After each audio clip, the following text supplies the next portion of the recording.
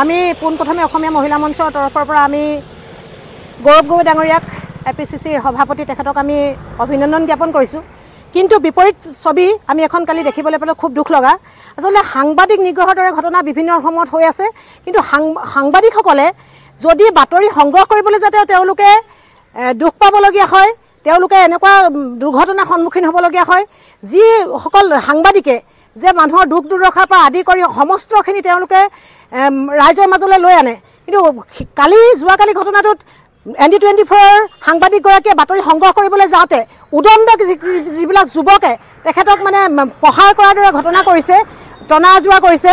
গতিকে উৎসাহ উদ্দীপনা থাকিব লাগে, কিন্তু যেতিয়া সাংবাদিকসকলে যেতিয়া বাতৰি সংগ্ৰহ কৰিবলৈ যায় তাত যদি এনেকুৱা দুৰ্ঘটনাৰ সন্মুখীন হ'ব লাগে, তাতকৈ আৰু লজ্জাৰ বিষয় একো নাই।